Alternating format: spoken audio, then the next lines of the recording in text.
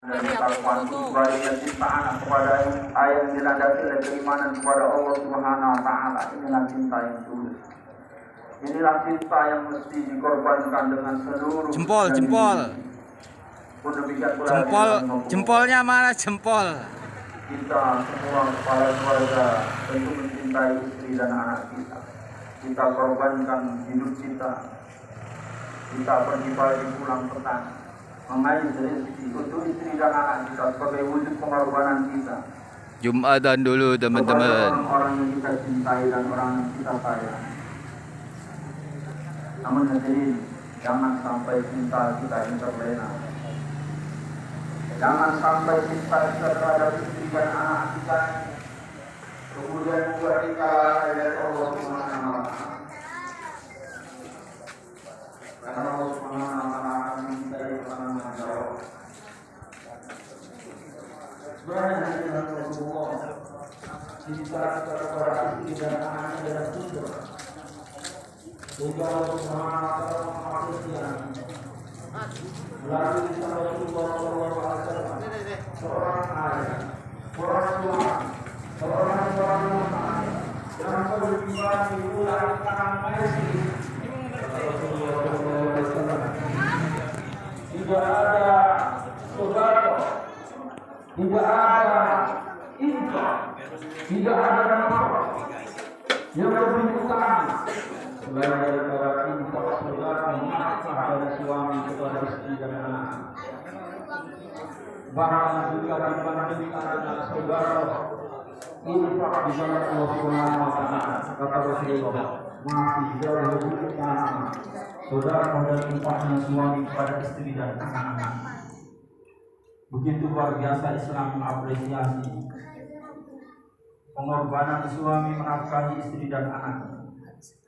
Namun kenyataan hadirin, berapa banyak di antara kita yang kemudian terlena lalai. Padahal Allah Subhanahu wa taala telah mewanti-wanti, ya ayyuhalladzina amanu inna min amwalikum wa auladikum fitnah. Hai orang-orang yang beriman, sesungguhnya di antara anak-anakmu dan hartamu itu ada fitnah, ada ujian. Berapa banyak di antara kita yang karena kesibukan mengais rezeki, pergi pagi pulang petang, kemudian lalai dari Allah Subhanahu wa taala. Berkorban untuk istri dan anaknya, namun sayang Allah dijadikan korban. Ketika azan berkumandang, panggilan Allah tidak dihiraukan. Maka hadirin, cinta kita kepada istri dan anak kita jangan kemudian sampai mengarahkan cinta kita kepada Allah Subhanahu wa taala. Ini akan menjadi masalah. Ini akan menjadi perkara yang akan dimintai pertanggungjawaban oleh Allah Subhanahu wa taala.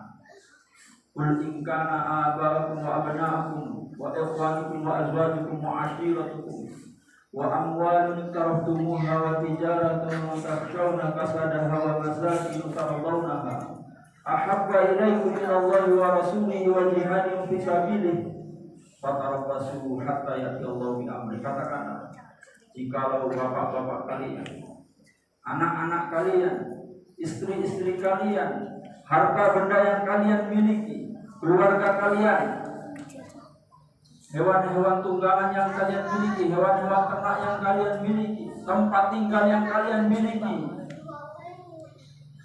lebih kalian cintai daripada Allah dan Rasulnya dan berjihad jalan Allah, maka perhatikanlah kata Allah, fasawfa nanti Allah Subhanahu wa taala akan mendatangkan masalah. Karena itu hadirin, mari cinta kita kepada istri dan anak kita dilandasi oleh keimanan kepada Allah Subhanahu wa taala, sehingga cinta kita terhadap istri dan anak kita tidak mengalahkan kecintaan kita kepada Allah Subhanahu wa taala. Di antara ciri-ciri kecintaan kita kepada istri dan anak kita tidak mengalahkan cinta kita kepada Allah. Kecintaan kita kepada istri dan anak-anak, pengorbanan kita terhadap istri dan anak tidak kemudian membuat kita lalai dari mengingat Allah Subhanahu wa taala. tidak membuat kita alfa terhadap apa yang Allah Subhanahu wa taala perintahkan. Nah, sekali lagi Allah, berapa banyak di antara kaum muslimin yang telah bersusah payah, bekerja keras, membanting tulang untuk mengais rezeki untuk istri dan anak yang dicintai. Namun sayang, seribu kali sayang, ketika sedang mengais rezeki, ketika sedang mencari rezeki, dia lupa kepada sang pemberi rezeki, Allah Subhanahu wa taala. Di saat Allah memanggil melalui azan di masjid-masjid, di musola-musola, berapa banyak di antara kaum muslimin masih sibuk di tempat dia bekerja, di kantornya, di pasarnya, di sawahnya, di ladangnya.